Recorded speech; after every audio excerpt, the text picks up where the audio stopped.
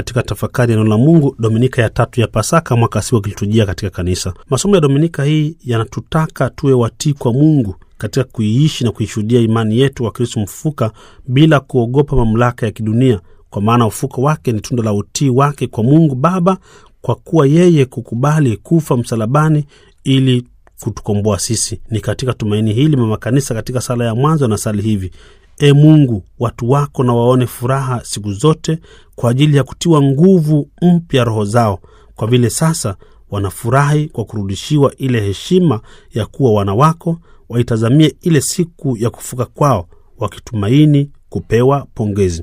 Ni katika muktadha huu wimbo wa mwanzo unaofungua maadhimisho ya Dominika hii unatualika kufurahi ukisema: mpigieni Mungu kelele za shangwe, nchi yote, imbeni utukufu wa jina lake, tukuzeni sifa zake. Aleluya. Somo la kwanza ni la kitabu cha Matendo ya Mitume sura ya 5 aya 27b hadi 32 na 40b hadi 41. Somo hili linatutaka kumshuhudia Kristo mfufuka bila hofu kama walivyofanya mitume, wakisema imetupasa kumtii Mungu kuliko wanadamu. Ili tuweze kuwa na ujasiri huu, yatupasa kumtumainia Roho Mtakatifu ili atujalie nguvu na ujasiri wa kutangaza habari za ufufuko wa Kristo na za mafundisho yake bila woga.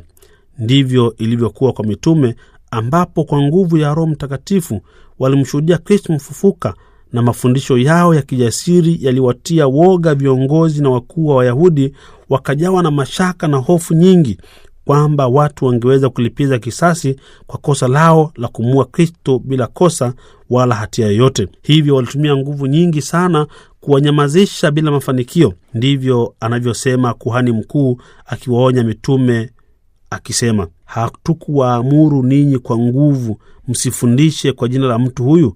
Tazameni, mmeijaza Yerusalemu mafundisho yenu, na mnataka kuileta damu yake mtu huyu juu yetu.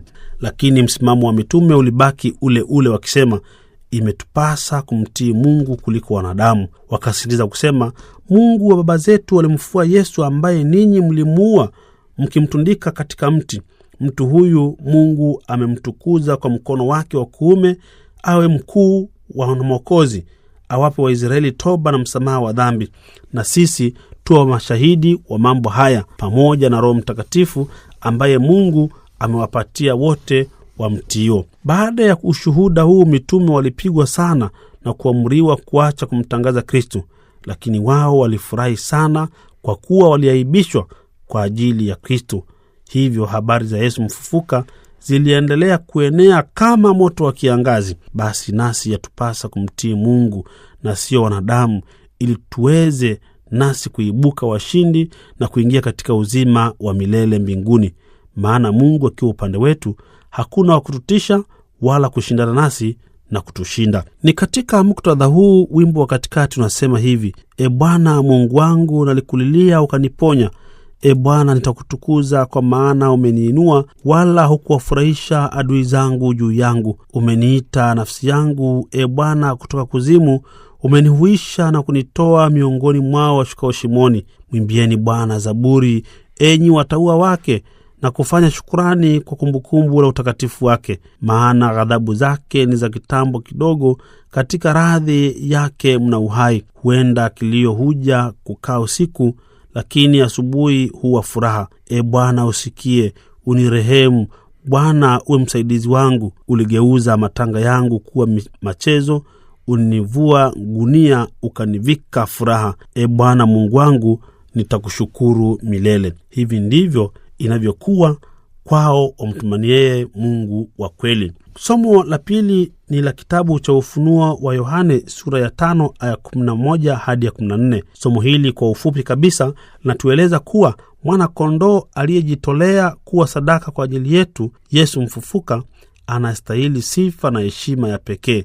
Kwa kumuhimidi yeye, viumbe vyote mbinguni na duniani vinashiriki utukufu wa huyu mwana kondoo wa heri ya mbinguni. Injili nilivyoandikwa na Yohane sura ya 21 aya kwanza hadi ya 19. Sehemu hii ya Injili inatueleza mambo makuu matatu: Yesu mfufuka kujidhihirisha kwa mitume wakiwa wanavua samaki, Yesu kualika wanafunzi wake kufungua kinywa kwa kula samaki na mkate wa kuokwa ishara ya Ekaristi Takatifu, na Yesu kumkabidhi Simoni Petro kanisa lake kuwa mchungaji mkuu. Mambo haya yanafanyika Yesu mfufuka alipowatokea mara ya tatu wanafunzi wake wakiwa wamerudi katika kazi yao ya awali kabla ya kuwaita kazi ya kuvua samaki. Petro anakabidhiwa kanisa baada ya kuulizwa swali mara tatu, Simoni wa Yohane, wanipenda? Baada ya Petro kujibu kwa mfadhaiko mara ya tatu, Bwana, wewe wajua kuwa nakupenda, Kristo alimpa mamlaka ya kuliongoza kanisa lake alilolianzisha mwenyewe kwa kumpa madaraka na mamlaka kamili juu ya kanisa. Yesu anatimiza kile alichomwahidi Petro baada ya kukiri ukuu wake akisema, wewe ndiwe Kristo mwana wa Mungu aliye hai. Injili ya Mathayo sura ya 16 aya 16. Na Yesu alimwambia, wewe ndiwe Petro, na juu ya mwamba huu nitalijenga kanisa langu. Mamlaka na madaraka haya anayapokea kila Baba Mtakatifu halifa wa Mtume Petro anapochaguliwa kadiri ya mapokeo ya kanisa. Katika somo hili tunajifunza kuwa imani kwa Yesu mfufuka ni zawadi kutoka kwa Mungu, naye huwapatia wanyofu na wanyenyekevu wa moyo ambao wako tayari kuipokea kwa upendo. Ni kutokana na upendo wake kwa Yesu, Yohane alikuwa wa kwanza kumtambua Yesu mfufuka. Tunasoma hivi, basi yule mwanafunzi ambaye Yesu alimpenda akamwambia Petro, ndiye Bwana. Kwa upande mwingine, Petro alipoona mambo ya ufufuko wa Yesu hayaeleweki, aliwaambia ndugu zake, naenda kuvua samaki, kwa maana alichokitegemea hakukiona. Hivyo aliamua kurudia maisha yake ya zamani. Baada ya mfungo wa Kwaresima na Pasaka, tumeamua kuanza maisha mapya, lakini matatizo bado yanaendelea. Tusipokuwa na imani katika ufufuko, tunaweza kujikuta tumerudi tulikotoka. Ndivyo ilivyokuwa kwa Waisraeli walipotolewa Misri, wakapigwa njaa jangwani, wakamnungunikia Mungu wakisema, afadhali tungekufa Misri kwenye masufuria ya nyama. Sisi tukumbuke kuwa ingawa maisha ya Ukristo yana mateso, lakini mwisho wake ni uzima wa milele. Kwa ubatizo na kwa kipaimara tumepokea kutoka kwa Roho Mtakatifu paji la uimara.